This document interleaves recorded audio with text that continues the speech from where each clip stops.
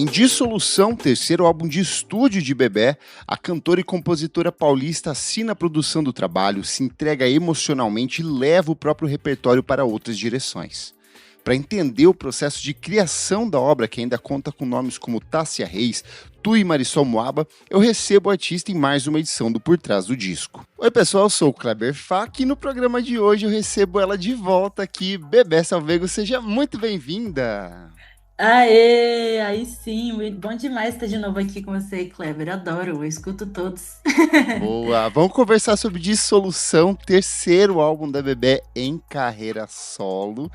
E eu queria que você começasse contando como que foi a experiência de produzir pela primeira vez um trabalho.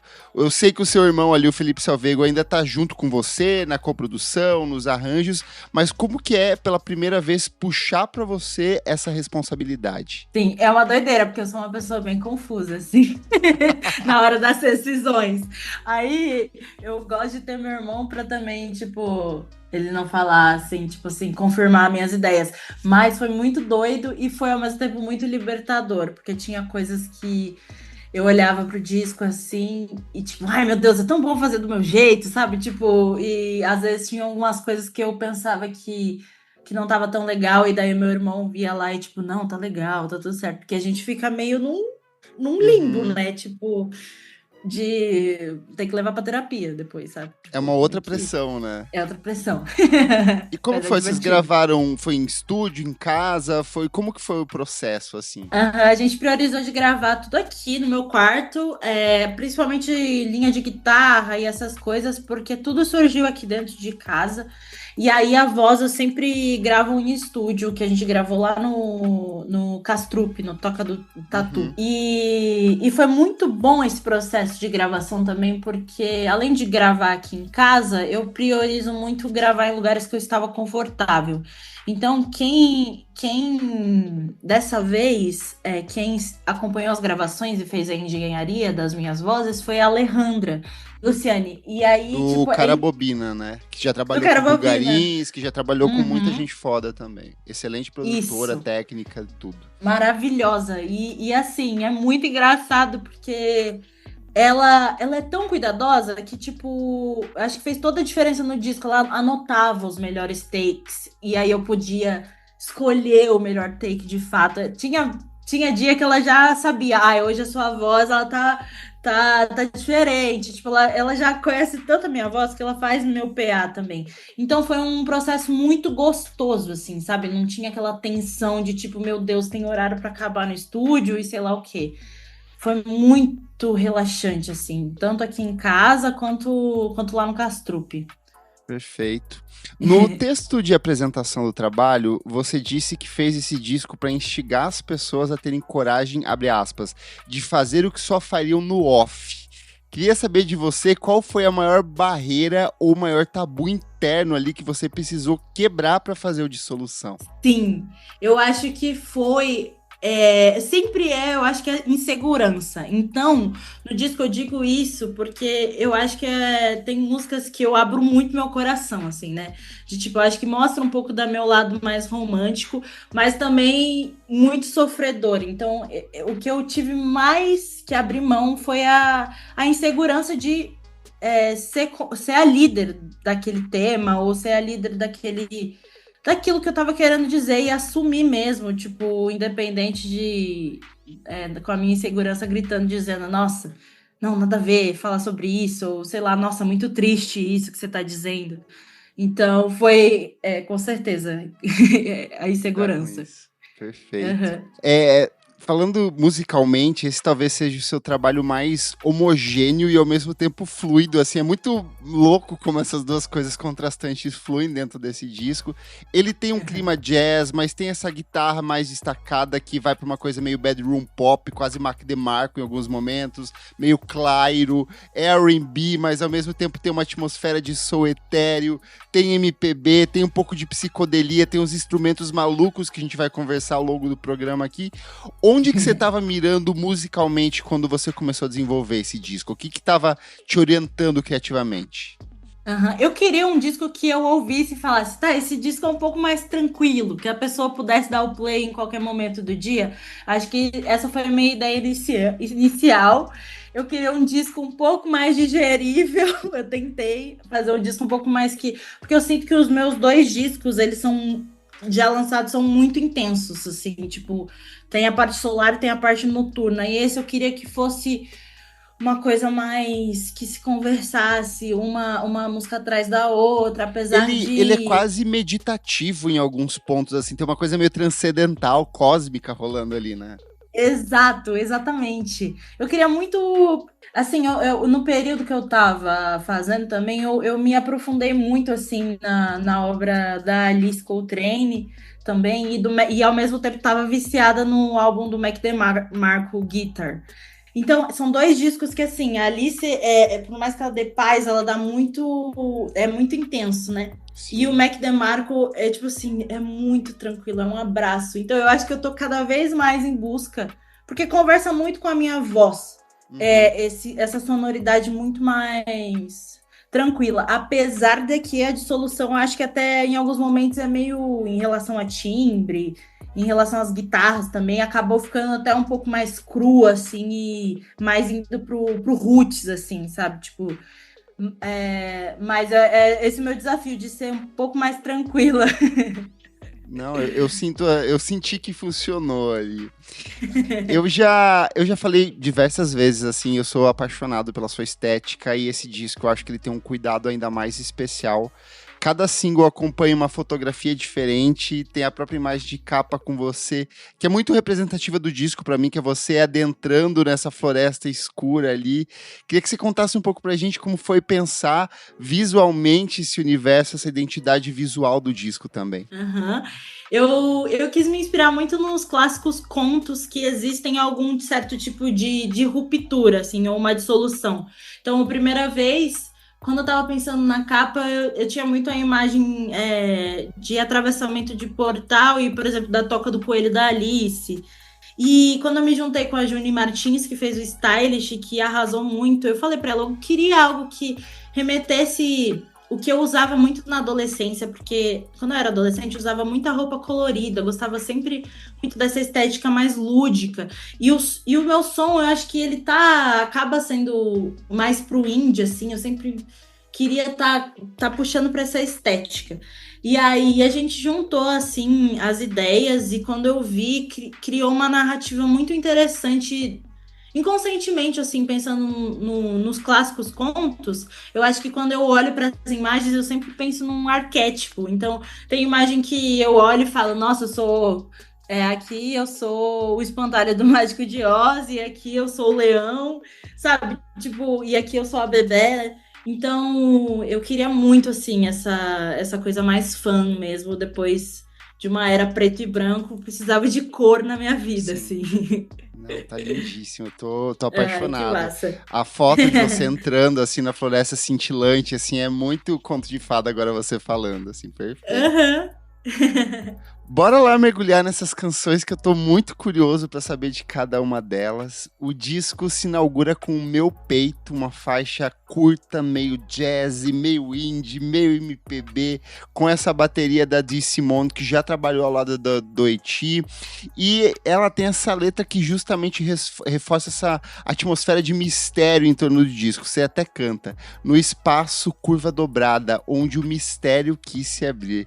Conta mais pra gente sobre Meu Peito e por que você escolheu essa música pra abrir esse novo álbum. Eu escolhi Meu Peito porque ela, para mim, revelava um mistério de autoconhecimento. Quando eu digo sobre o meu peito, repete a graça para ver de novo você sorrir, é mais sobre um autoencantamento que eu tô fazendo em mim mesma, assim, e uma poesia que eu tinha guardada, assim, que surgiu, que as palavras foram surgindo, e aí eu olhei para aquilo e falei, pô, muito, muito legal isso, e eu sempre escrevi pensando nesse autoencantamento, assim, de tipo, automaticamente dizer que o meu nome o seu nome se espalha, no caso, o meu nome, sabe? Tipo, sutilezas.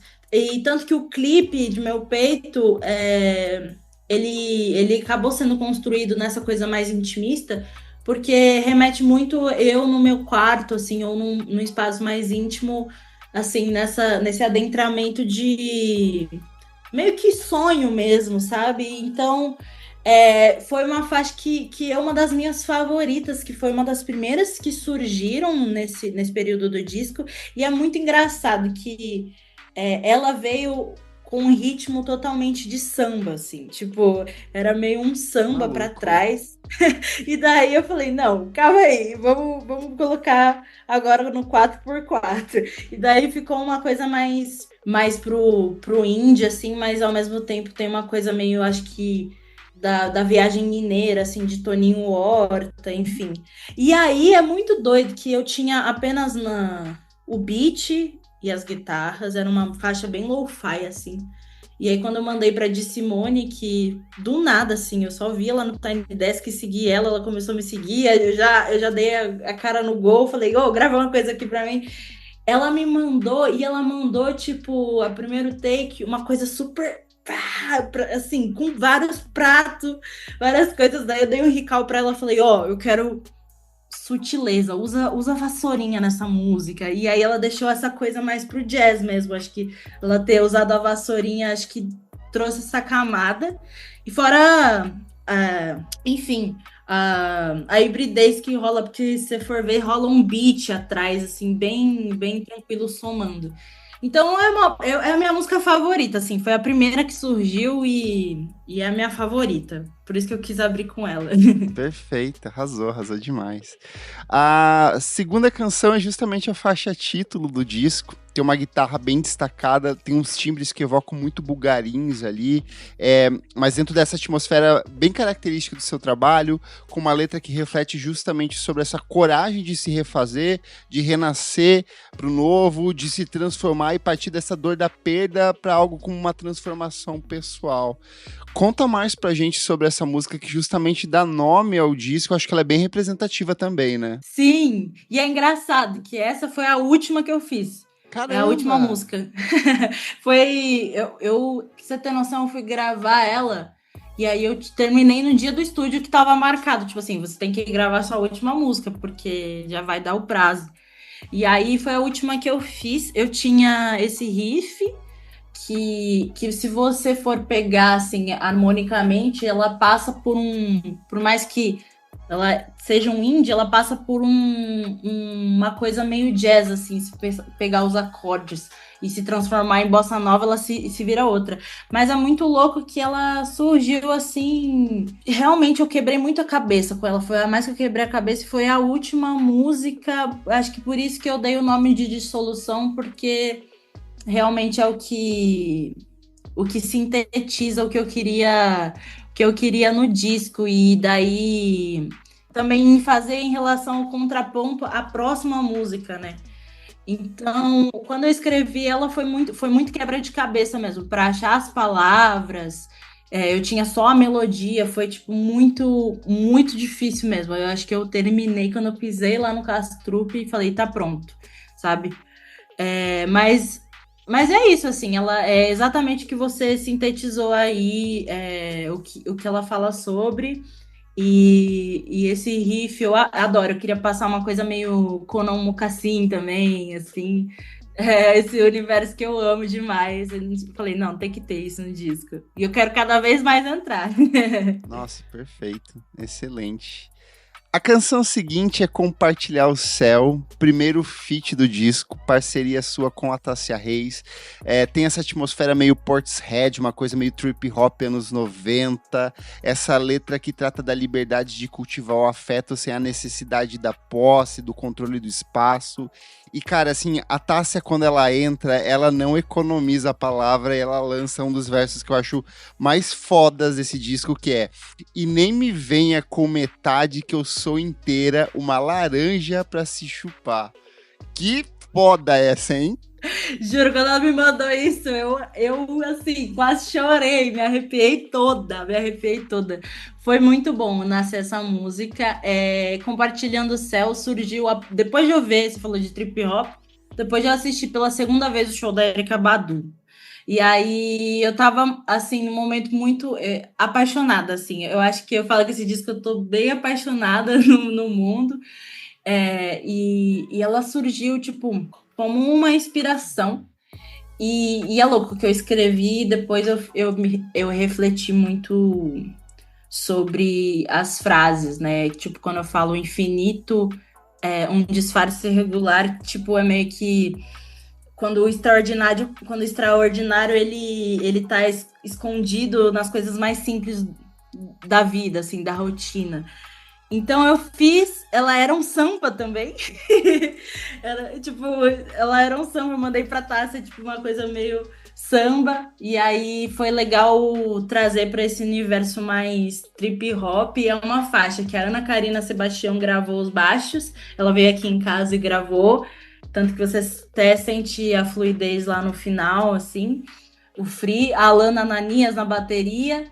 E eu adorei que a Tássia topou entrar nessa faixa, porque para mim ela jogou um verso muito, muito especial, assim. E quando eu escutei, eu senti até uma vibe que, tipo assim, pô, ou o Dinho faria essa melodia, o Dinho do Bugarins, ou o Macego faria uma melodia assim. E aí a gente ficou brincando no estúdio que era o nosso indie jazz, assim. Perfeito.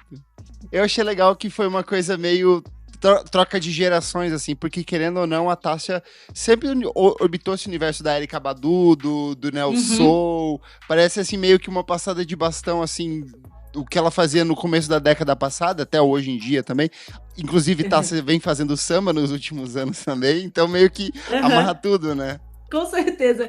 Eu me senti honrada quando a gente tava no estúdio, ela falou: eu fiz o rap jazz e agora você faz o indie jazz. Então eu fiquei, não, Tássia, obrigado por existir. Fiquei muito Perfeito. assim. E aí a gente chega em Variante Estrelar para Loborges, acho que como o título já aponta, é uma das que é um dos elementos bem característicos desse disco, é a sua relação com a música de Minas Gerais, com a MPB de Milton, com o Clube da Esquina. Essa eu acho que é a primeira que destaca isso muito bem, e é uma belíssima homenagem pro Loborges, e ela tem uma coisa meio cósmica, dimensional, assim, ela faz uma coisa psicodélica. Como que foi fazer essa e queria que você contasse um pouco da sua relação com a música de Loborges também. Sim. Fazer essa foi muito especial, porque eu tinha essa harmonia no meu computador que o meu irmão fez e, gravei, tive uma ideia. E eu fiquei assim, nossa, isso é muito Clube da Esquina, álbum Via Láctea. Tipo assim, nossa, isso é maravilhoso, quero usar. Aí ficou lá e a música vai para vários tons, se você for analisar, tem muitos tons.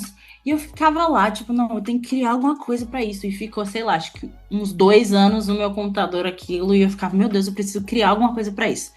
Foi quando o Lô Borges faleceu. E daí eu tava chorando, assim, na bad. E aqui em casa tava todo mundo muito triste, vivendo um luto como se fosse, assim, o meu irmão Gente da morrendo, meu família, pai. né? Gente da família, de fato. Porque a relação sempre foi muito forte.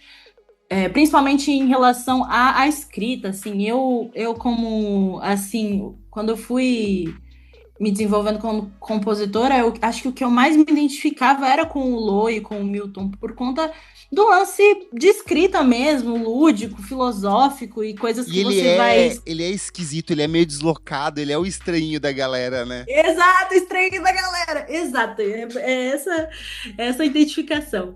E aí foi quando ele faleceu que veio simplesmente tudo, assim, tipo, eu falei, não, vou parar de chorar e vou usar esse sentimento que eu tô sentindo agora para escrever uma música. E aí eu lembrei dessa harmonia que tava no meu computador e veio tudo, assim, tipo, como realmente não sei dizer. E depois que eu fui entendendo o que eu tava escrevendo, porque eu tenho um pouco disso mesmo de tipo, só escrever, cantar e depois analisar e falar, tá, entendi, isso aqui realmente fez sentido e tá dedicado a ele. E aí essa relação com a música mineira é por conta do jazz mesmo, assim, também, que a música brasileira mineira bebe, sabe? Tipo, eu acho que minha cidade, Piracicaba, tem muito. Não se compara a Minas Gerais nem um pouco, mas tem muito essa coisa desse aconchego do interior e de coisas meio que até parecidas. O Rio Piracicaba chega até Minas Gerais, eu tenho muitos amigos mineiros. Então, assim, nossa, realmente ela foi um desaguamento, assim. E tem essa coisa meio cósmica mesmo, que é o que eu queria passar, que eu acho que é o que ele faz de melhor, assim. Nossa, ficou linda, linda demais. Vou abrir com os versos da faixa seguinte aqui que você fala: eu nunca vou dar certo com você, fico investindo sem saber porque continua sem se mexer. Me dê um pedacinho, já quero comer. Estou falando de Fica na Mesma. Você abriu o programa falando que esse é um disco onde você se sente mais vulnerável, mais aberta a falar sobre os seus sentimentos. Eu acho que essa faixa traduz muito isso, tanto que ela é uma das canções mais econômicas ali. Ela é praticamente voz e guitarra e muito sentimento derramado ali. Fala mais pra gente sobre essa. Sim, essa eu tava realmente muito sofrendo de amor, daquelas pessoas que, tipo, que, assim, quando você se apaixona e realmente a pessoa não te dá nada, e você se apaixona por aquele nada. E aí, foi aqui no meu quarto mesmo que ela surgiu, veio tudo também. Esse disco é bem regido pelas minhas emoções, por isso que é um disco vulnerável. E aí foi uma coisa que quando eu fiz, eu falei, não, nunca que eu vou lançar isso. Tipo assim, nunca na minha vida eu ficava muito julgando essa música. Eu ficava, nossa, que coisa mais brega e que sei lá o quê. E daí, meu, quando eu vi, aí eu apresentei para alguns amigos, assim, eles curtiram e a galera, tem muita gente que se identifica com esse sentimento, que quem nunca teve alguém que te dá uma migalha, o bagulho é quase psicológico, né? Que a gente se vicia em coisas que são poucas e muito intensas. Então, foi isso. Eu queria realmente. O meu sonho é que essa música tivesse uma orquestra e que sei lá o quê, que fosse essa coisa bem dramática. Mas foi o melhor jeito que eu consegui sintetizar, assim. Tanto que eu gravei uns baixos nela, bem doidos. Aí meu irmão gravou coisa. Aí, tipo. Eu tentei fazer de várias formas, mas o que eu mais via mesmo é que ela funcionava nesse jeito bem íntimo mesmo. LinkedIn is pretty amazing at helping you grow your small business. We cannot make your email response time faster. We can help you sell, market, and hire in one place. We cannot help you find space for your 3 desk drinks. Why do you have 3? And while we can't help you find the perfect volume for your presentation video, LinkedIn can help you find the perfect audience for your business. Grow your small business on LinkedIn. Learn more at linkedin.com/smallbusiness. É muito legal te ouvir falar, porque quando eu te entrevistei para o Salve-se, eu sentia que tinha uma vontade, um desejo, uma busca pelo amor, muito inconsequente e sem reflexão nenhuma, às vezes, em alguns aspectos ali. Acho que muitas das canções do disco têm isso. Tem uma questão da descoberta da sexualidade muito forte no Salve-se também. E aqui, ouvindo você agora, é o oposto. Eu sinto que, assim, é quase uma análise sua consigo mesmo. Tipo, eu tô entendendo as burradas que eu fiz, eu tô assumindo meus erros e tô assumindo o controle da minha vida emocional, sabe? Tenho desejo, Exato. Mas tem reflexão por trás também, né? Sim, exatamente. E a coragem de dizer as coisas também, porque eu acho que eu falo muito sobre guardar e sobre verbalizar durante o disco, né? Que eu sempre tive muito essa dificuldade de dizer, tipo, nossa, gosto de você, sabe? Tanto que a pessoa que eu escrevi essa música nunca nem vai saber que é pra ela, entendeu? Sim. Então, perfeito. Mas daí a música faz isso. Arrasou demais. A canção seguinte, Sobrenome de Nenhum Lugar, pra mim ela grita Milton Nascimento, ela tem essa coisa meio etérea, esse clima meio jazz, um uso muito calculado dos arranjos ali. É praticamente você e o seu irmão em estúdio dentro dela. Queria que você contasse mais pra essa canção que, querendo ou não, ela tem um senso de atrito em alguns aspectos também, né? Uhum. Essa canção ela surgiu muito de madrugada. Eu tava dormindo, aí eu acordei de madrugada e veio esse Sobrenome de Nenhum Lugar. Porque acho que também é uma reflexão e uma reflexão quase refletindo o que é meu tá guardado independente do meu sobrenome. Tipo, meio que isso. Eu sei que é meio que A outra parte do encantamento que eu queria trazer no disco, que é esse sentimento de saber que o que é meu é valioso, sabe? Ninguém vai tirar, tipo, a minha voz, ou o que tá predestinado nas minhas coisas, tá guardado num lugar bem secreto, que depois de eu sofrer, não ficar na mesma, tipo assim, eu vou entender quem que vai acessar esse lugar, que vai descobrir os meus sonhos.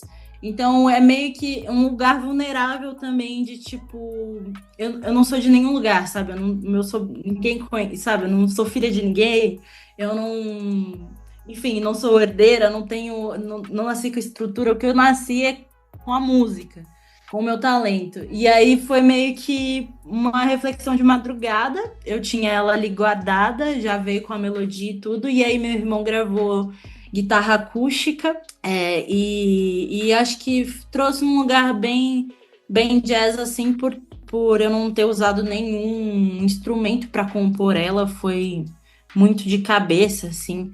Então, e eu acho que é um lugar que eu quero mais investigar ainda, realmente, tipo, o jazz, assim, e as coisas que pairam mais nesse aspecto. Então, nossa, eu gosto muito dessa música. Ai, que tudo. Que bom, que é bem bonita mesmo. Canção seguinte, Evapora Lágrima, mais uma faixa curtíssima desse disco aqui. São canções muito curtas, gente. Quando você viu assim, já passou menos de 2 minutos de duração. Um claríssimo destaque ali para os sintetizadores. Ela tem uma coisa meio ambiente pop, psicodélica, uma coisa, de novo, para essa coisa da meditação, da coisa da transcendentalidade. Fala mais sobre Evapora Lágrima, o que significa essa faixa pra gente? Evapora Lágrima é deixar desaparecer, né? Deixar lavar mesmo todo o sentimento. Também eu falo que esse disco é quase um caderninho de poesias, assim, que eu musiquei. Então eu tinha essa poesia, e aí eu lembro quando veio a melodia, me veio uma coisa meio Bjork, assim. Me lembra até um pouco daquela, eu acho que é Hiding Place. Ai, é linda isso. É linda, é linda. E eu acho que remete até um pouco. Remete até um pouco. E aí, quando eu acho que ela também, quando eu tava fazendo, ela era meio um samba também. Você tem que lançar o disco de samba agora. O próximo é um disco de samba, bebê. Eu preciso. Tem uma coisa gritando dentro de você aí. Tem tudo que eu faço aí quando eu escuto é meio samba. Eu acho que é porque eu escutava muito Cartola e Alcione, e aí ficava muito essa coisa na minha cabeça. Mas daí, quando eu quis produzir ela, eu queria uma coisa mais eletrônica, mesmo que remetesse esse lance universo meio até o nosso falecido Kanye West. Entendeu? Essa coisa mais gótica. Aí tem pianos também que a gente grava no estúdio, assim, que eu sampleei, que foi tudo no free. Então eu queria essa coisa meio clássica, orquestrada. E é isso, ela tem 2 minutos, porque no show ela cresce muito, assim, ela vira outra onda. Perfeito. Pra mim, o disco acaba aqui e começa um outro disco. Pra mim existe uma divisão muito clara de 2 lados aqui, até conversando com você agora, dessa coisa de você passar por um processo de dores, se entender e secar essas lágrimas, porque quando chega Ano do Cavalo, que é a segunda participação do disco, dessa vez com o pessoal da Tuyo, eu acho que ela é uma das músicas mais agitadas, assim, do álbum, bem diferente do primeiro bloco, que é mais atmosférico, jazzístico, contemplativo. Você chega nesse misto de canto e rima, a batida eletrônica, essa trança das vozes de vocês 3. Eu sei que o Machado também tá junto na produção, nos instrumentos ali também. Pra mim, uma preciosidade. Conta mais pra gente sobre essa faixa, que pra mim já é o outro lado do disco, aqui é o lado B do disco. Quando você começa a sair do túnel, e aí as coisas começam a clarear. E foi muito da hora essa faixa, porque eu tinha o beat aqui em casa, tinha feito, falei, não, tem que ter uma coisa mais pra frente nesse disco. E aí tipo assim, não tinha como não mandar pra Tuyo. Porque, primeiro que eles viraram muito amigos, e segundo que eu acho que, assim, sempre foi meu sonho fazer um som com eles, né? E aí eu tinha o beat aqui, e eu já tinha meio que essa melodia que meio que tirava a onda, tipo assim, daquela pessoa que fica tipo assim, agora eu tô ligada, sabe? Tipo assim, não vem me fazer de trouxa porque você sabe onde eu moro, você tem meu WhatsApp, entendeu? Você tem meu número. E foi muito bom, fez todo sentido, porque aí eu chamei a Tuyo, a Lil trouxe esse verso maravilhoso dela, que eu acho incrível. E aí a Lalai veio com Ano do Cavalo, dá licença, com licença. Tipo assim, isso foi o toque final que tava faltando no disco. Foi uma das últimas músicas também que a gente fez. E fez todo sentido na simbologia do que estava acontecendo ali no disco, assim, porque a gente está no Ano do Cavalo. Eu falo muito sobre os arquétipos de sorte e de encantamento, e aí a Lalai, sem ouvir o meu disco, trouxe essa preciosidade que fez todo sentido, tanto que as coisas vão se conectando, né? A gente falou do visual lá no começo. Tinha a música Ano do Cavalo, quando eu vi no shooting de fotos, tipo, eu recebi um tênis que chama Ano do Cavalo. O tênis que eu uso é o do Ano do Cavalo. Então, tipo, na capa.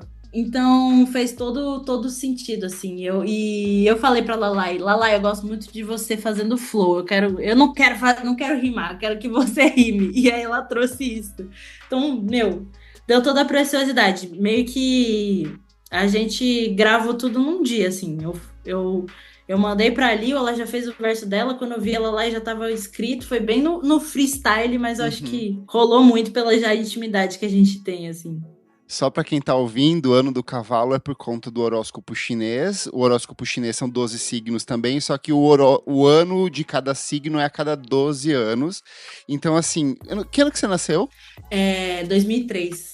Ai, quase, porque senão se fosse 2002 seria Ano do Cavalo, mas eu pego essa música pra mim porque eu sou de 1990 e era Ano do Cavalo, então ela virou minha favorita do disco, assim. E estamos em 2026, que é Ano do Cavalo também, gente. O próximo agora é só 2038. Olha. Mas vamos avançar aqui. A canção seguinte, cara, essa aqui é muito boa. Se Tocar, nona faixa do disco. Ela tem o baixo da Ana Karina Sebastião. Lembra as coisas do Thundercat, uma coisa meio R&B, assim, meio pra frente, com esse fundinho indie também. E pra mim, é uma das melhores letras do disco, porque ela tem esse duplo sentido, que é o de se tocar, de você realizar, de entender os seus problemas ali. Como a Bebé estava falando, saiu da luz do fim do túnel, entendeu ali a realidade, mas tem esse se tocar da masturbação, do prazer, do autoconhecimento também. Uma letra muito inteligentíssima e safada. Queria que você comentasse mais sobre Se Tocar pra gente, por favor. Eu amo. Se Tocar, nossa, velho, Se Tocar foi também uma das minhas favoritas. Essa aqui é aquelas músicas, aquelas matérias de site sensacionalista, sei lá, 15 músicas que você não sabia o que eram sobre sexo ou masturbação, sabe? Totalmente. E é super, é exatamente isso que eu queria passar, essa safadeza e esse coração aberto, né? Tipo assim, nos versos onde eu realmente abro o meu lado mais romântico e ela começa contraditória. Mas é muito legal porque Se Tocar, ela só surgiu assim, foi um beat aqui que eu fiz no meu computador. Aí a gente tava pesquisando um pouco de harmonia de jazz, assim, e pegou um padrão muito legal que surge. Fizemos, ela tava aí, tava pronta, tipo, eu não sei, eu nem lembro muito bem como que eu desenvolvi esse som, eu só sei que é isso, todas as músicas você vai me perguntar aqui, o que tem por trás, é realmente, tipo assim, eu só vivi e fui feliz, entendeu? Então, eu gosto muito do resultado dessa música, tem super a ver com esse duplo sentido que você falou, e é isso, aí quando a Ana Karina chegou no estúdio pra gravar esse baixo, tipo assim... É muito cabuloso. Meu Deus! É sério. Não, talvez eu tenha usado só o primeiro take, tá? Tipo assim, ela... deixa eu ouvir aqui, tá? Beleza, porque ela já tinha ouvido, mas... Tá, vamos testar. Aí a mulher só jogou a melhor pra mim. aquele solo também no final, pra mim é o melhor, uma coisa que tem que ser transcrita pelos baixistas. Então ela abrilhantou demais, assim, demais, demais, demais esse som. E eu queria, de fato, essa coisa simples, onde o baixo estaria fluindo igual um walk bass, assim. E é isso, eu nem sei muito o que falar dessa música, porque ela realmente só apareceu de uma forma muito boa, eu amo. Excelente. E seguindo aqui, a gente chega em Sem Ter Que Me Explicar, mais uma faixa que transita ali entre a psicodelia, o jazz, tem quase uns elementos de world music ali também. Tem uma batida adicional do Dinho Almeida da Bulgarins ali, mas a gente tem um dos meus instrumentos favoritos, que é o steel drum, que é assumido pela Laila, essa artista fantástica aqui. Cara, eu adoro steel drum, eu adoro que o Jamie XX usa, o The Knife é uma dupla sueca que eu gosto muito, que eles usam bastante steel drum também. O próprio The XX tem também algumas das canções deles o steel drum. Queria que você contasse mais pra gente sobre como que foi fazer essa canção, que é muito boa também. Eu amo essa, acho que é também uma das favoritas, o Dinho. Ele chegou aqui em casa, a gente estava ensaiando para um show que ele ia participar. E daí ele só chegou e começou a brincar no meu live, assim, com um beat. Aí sampleou umas guitarras e deixou lá. E eu fiquei, nossa, esse beat aqui. Véi, e que o Dinho, ele é bem, bem poderoso nesse sentido. Ele faz umas coisas do nada que são geniais. E aí deixou lá. E aí eu comecei a trabalhar nessa música. E é muito bom que meu processo sempre é inverso. Então aí eu coloquei umas tablas, coloquei uns pianos e comecei a brincar com esse beat e me veio muito a harmonia de Crazy in Love. Tipo assim, não sei se você percebe, mas tipo, na melodia tipo assim, não, me veio muito essa coisa da Beyoncé. Mas eu falei, não vou trazer para o lugar pop. E se eu trazer para o lugar do disco? Então eu tive essa imagem de fato de eu meditando e fazendo todos os meus pedidos e, enfim, imaginando coisas boas, né? Eu fui uma bebê bem positiva nesse disco também. Então eu desenvolvi esse flow, eu gostei muito. É quase um rebolando com a mão na consciência, assim, sabe? Exatamente.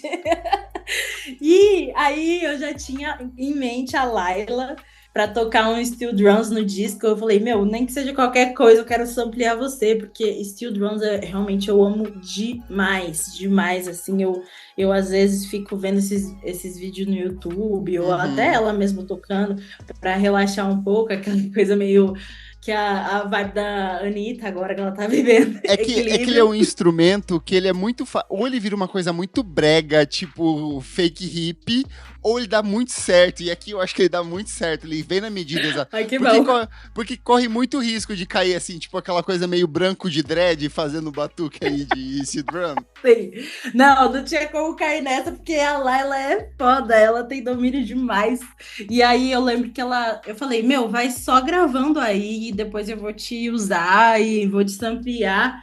E ela adorou a faixa também. Eu lembro que quando ela foi gravar, nem tinha muito a letra pronta. E ela, meu Deus, deixa eu ouvir e tal. E não tinha pronto. Mas foi muito divertido. E eu acho que, tipo assim, realmente, de fato, essa é outra favorita. E é a parte mais de adoçamento do disco mesmo, que eu queria tá passando, assim. Excelente. A canção seguinte é uma das minhas favoritas, porque ela é uma das mais malucas, assim, do disco. A produção dela é bem pro rap abstrato, assim. Eu não sei, tipo, o Earth Sweet Shirt, essa galera do Tyler, The Creator, que faz esses batuque bizarro, desconstruído, fragmentado, que também se relaciona com essa galera do indie jazz, assim, meio maluca. Mike. Nossa, eu amo o Mike. O Mike é um dos meus rappers favoritos atualmente. E ele sempre pega, assim, um sample, sei lá, de um música nigeriana dos anos 70, dele distorce e faz uma coisa completamente abstrata, transcendental. E tem a participação da Brisa Flow aqui, que entra junto com você nessa faixa, que é incrível. Fala mais pra gente sobre Vulcânica. É muito massa. E tem totalmente essa ref de uma forma muito tranquila, assim, que esse beat primeiro surgiu, eu tava escutando Egberto Gismonti aqui em casa, com vinil, e aí é um disco, eu nem sei qual que era o disco. Ouvir Egberto Gismonti no vinil eu acho uma coisa tão chique. Eu sou fascinada por Egberto Gismonti. Meu irmão era pra se chamar Egberto, pra você ter noção, que minha família ama. E aí... E aí eu tava escutando aqui, era um disco de piano, eu nem sei que disco que era, porque acho que nem vai dar o sample aí, porque não foi, não dá nem pra pegar esse sample. Egberto, pelo amor de Deus. Aí eu tava escutando e eu uso muito o Koala Sampler no meu celular, que é um aplicativo que simula a SP404. E aí fiz o beat assim, tipo, nossa, isso aqui tá maneiro, vou deixar. Gostei. E guardei lá, eu lembro que... Enfim, deixei lá, mandei pra... depois de um tempo, mandei pra Brisa, falei, quero você no meu disco, não sei o quê. Eu lembro que essa música começou a surgir primeiro, tipo, eu tava com uma outra ideia de letra, tipo, uma coisa muito... muito rapper, tipo, indireta, e daí ela também tava muito na indireta, sei lá, pros caras. Eu falei, não vamos trazer isso pro disco, não. Aí mudei. Eu lembro que nossa, eu tive uma crise de choro, porque eu gosto tanto desse beat que ele foi muito difícil de encaixar alguma coisa. Ele Daí é eu falei, muito bom, Bebê. De verdade, ele é realmente muito bom. Ele assim, é muito bom. Então, é meu beat favorito. Eu falei, como que eu vou estragar isso aqui? Não tem como. E daí, eu só sei que, tipo, eu chorei muito. Eu falei, eu não vou conseguir fazer alguma coisa desse beat, sei lá o quê. E falei, Brisa, desiste dessa ideia, quero ir pra outra. Daí ela falou, não, amiga, a Brisa, que é rapper, né? Ela vai lá no estúdio, mete os versos. Ela não tá nem aí com nada, a gata é foda. E daí eu escrevi exatamente sobre o sentimento que eu tava sentindo de não conseguir botar pra fora as coisas e tal. Eu só sei que se você escuta nesse som, você escuta até barulho de chuva, porque a Brisa entrou no estúdio. Tipo assim, todos os dias que a gente tava gravando, tava sol, sol, sol. Ela entrou no estúdio, ela meteu esse verso, começou a chover igual, não sei, parece um dilúvio, assim, começou a chover muito, muito, muito.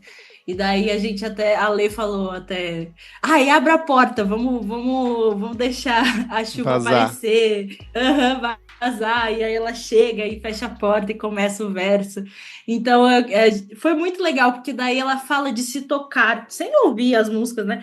Ela fala sobre se tocar, sobre o lance do prazer ali em algum momento. Então, eu gostei muito do resultado. Foi uma doideira desenvolver, porque eu realmente tinha muito apego com esse beat. Eu acho que até uma coisa que eu vou fazer, assim, é lançar uma coisa só de beat de celular com umas doideiras nessa vibe, assim. Tem uma que você assina com o seu nome de DJ também, não tem? É essa, Salve God. É essa, né? Ela aparece de novo. Aí, ó. É isso aí. Vem aí o disco de rap da Bebê, gente. Abstract Hip Hop da Bebê. Fiquem de olho no futuro próximo. Agradando a todos. A gente vai chegando perto do fechamento do disco aqui com o segredo das coisas. Começa com uma atmosfera mais acústica, vai ganhando camadas, corpo, uma ambientação totalmente inescapável. Até a sua voz, ela assume um tom mais instrumental ali, cortando a faixa, que fala justamente sobre essas coisas que partem cedo ou tarde demais. Tem essa dupla interpretação ali. Conta mais pra gente sobre o segredo das coisas. Que massa! O segredo das coisas é muito engraçado o rumo que essa faixa levou. Então, acho que foi o mais desafiador como produtora, foi produzir essa faixa, porque ela surgiu uma coisa, tipo assim, muito numa onda Radiohead primeiro, que eu senti que tava eu e a guitarra, e aí tava uma coisa bem, tipo assim, pra trás, Radiohead, tipo, não sei, me remetia muito isso. E aí eu falei, não, tá, ok, temos uma onda aqui. Aí eu queria levar pra onda mais latina. Só que aí, quando eu pensei em latino, eu pensei em uns violões, eu pensei em Badi Assad. Não, tem que ser a Badi, porque a Badi é uma artista que eu escuto desde pequena. E aí ela topou, só sei que foi muito doido, porque assim, ela topou e tipo, ela tava, sei lá, ela ia pra Nova York no dia seguinte, a gata, e aí ela só gravou vários takes lá. E quando eu vi, ela deixou a música totalmente, assim, horizontal, sabe? Tipo assim, eu tive que basicamente samplear e colocar ela no universo, assim, porque ela me entregou coisas muito lindas, mas que se você for até ver no tempo da música, tipo, não existe ali, sabe? Tipo, ele acontece, mas ele é meio uma pintura, uma coisa muito doida, solta. E aí eu tive que lidar com isso. Chamei a Vanessa Ferreira no baixo acústico, que é uma baixista impecável, que inclusive toca na orquestra do Arthur Verocai. Ai, E chique. ela é absurda. E aí agora ela tá tocando na minha banda. Então eu acho ela muito foda. Ela trouxe um pouco desse universo meio, que eu digo até de Beaches Brew, de coisas mais jazz mesmo. E aí foi uma loucura. Eu tô falando mais do lado da produção, porque realmente foi muito difícil de fazer todo mundo casar, assim. Foi muito difícil, tipo, realmente essa música foi a mais difícil de fazer acontecer, mas eu acho que fez todo sentido, porque sobre o que eu tô dizendo e sobre essa coisa meio etérea que acaba indo para algum lugar que a gente não sabe onde vai parar. Então, fez todo sentido. Mas eu queria, enfim, agora tô nada refletindo que eu queria talvez regravar ela ou não, da forma que eu tava pensando. Mas foi Lança como um remix depois. remix, gostei. É Director's Cut The Bell, assim, fica outra pegada. Amo. Mas bora lá, porque pra mim esse disco ele é uma jornada, é você entrando dentro daquela selva escura, passando por um momento de dor, de libertação, de compreensão. E esse disco pra mim ele se encerra de um jeito muito fantástico com No More Hiding. Pra mim ela é uma clara música de libertação. Você escreve músicas de encerramento muito bem. O disco anterior era Eu Quero Viver, que é uma das minhas favoritas suas, assim, eu acho genial até hoje. E nessa aqui, mais uma vez, você compartilha os seus sentimentos com outra artista, no caso da Marisol Moaba, por uma faixa que é cantada em português, inglês, Swahili, e que pontua essa sua jornada emocional de um jeito muito épico, assim, porque eu acho que ela é a faixa mais agitada do disco ali. Conta mais pra gente como que foi fazer essa, eu quero saber tudo sobre essa canção, porque, e como que foi essa sua relação com a Marisol dentro dessa música de encerramento. Tudo. Essa música foi quando a Marisol passou um tempo aqui em casa, ela tava produzindo o disco dela, e aí a gente se juntou e eu falei, amiga, você já ouviu o One on Mortal Orchestra? Tipo assim, eu sou viciada, né, em One on Mortal. E aí eu gosto... Nossa, sou apaixonada. Eu amei. Agora, o histórico da Marisol ouvindo No Mortal Orchestra, assim, acho que ela nunca tinha ouvido e eu fiquei, não. Ouve essa galera aqui, pelo amor de Deus. A gente tem que fazer um som... remetendo a essa onda mais indie, assim, porque eu acho que o meu maior questionamento com esse disco era: eu quero estar no indie, porque eu sinto que faltam pessoas negras no indie, entendeu? Tipo assim, eu quero cada vez mais estar dentro desse gênero. E aí eu falei, não, Marisol, vamos fazer alguma coisa nessa onda. E daí começamos. A Marisol já canetou tudo em Swahili ali, ó. Tipo, na hora, começamos a harmonia, tudo. Já querendo uma coisa mais pra frente, já começou a escrever a letra e eu fiquei chocada, porque ela é genial, gente. Ela foi muito certeira. E aí o que eu basicamente fiz é falar, não, tá, essa melodia da Marisol tá perfeita. Eu vou transformar isso, não a tradução, mas fazer minha parte igual essa melodia em português.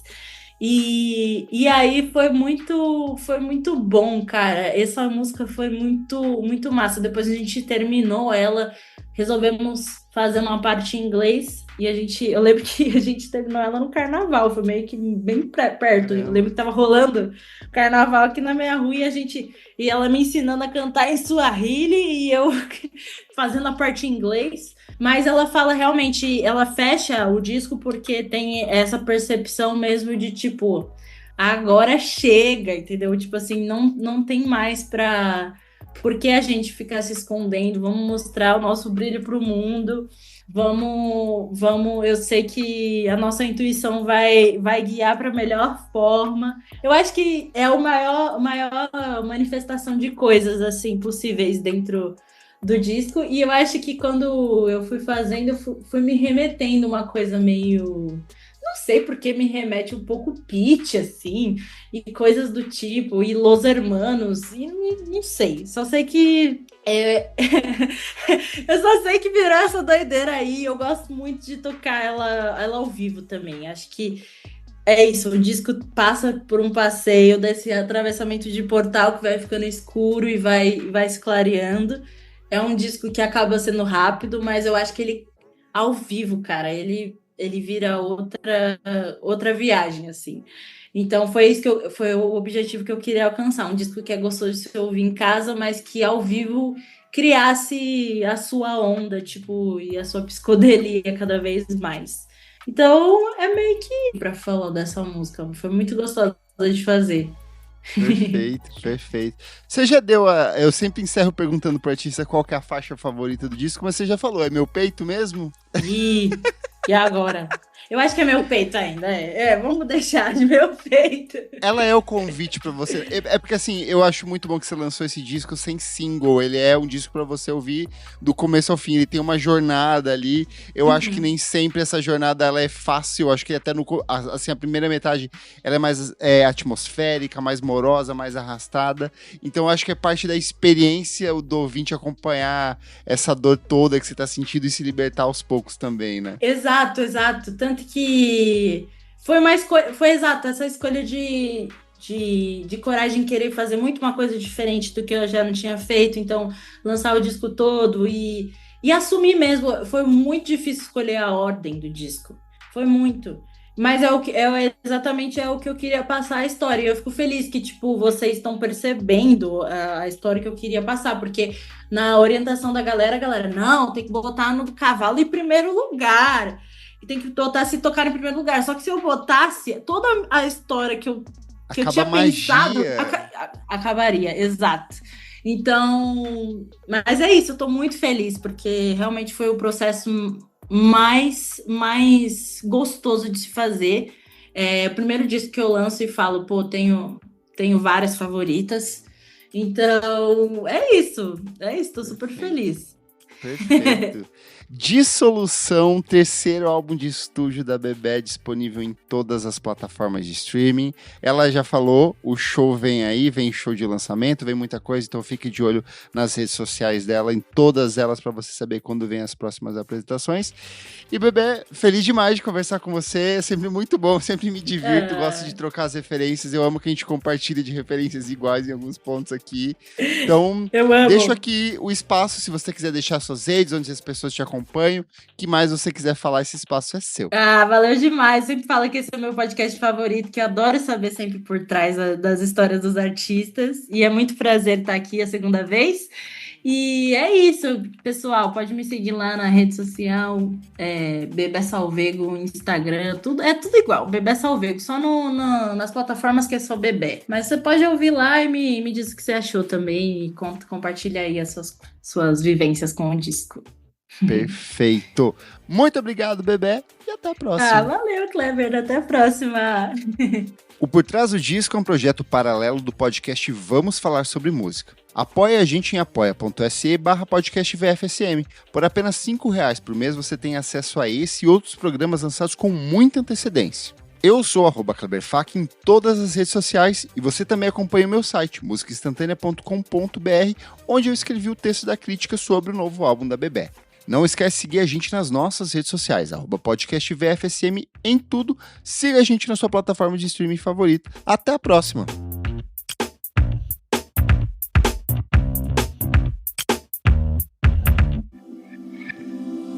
Esse podcast foi editado por Nick Silva.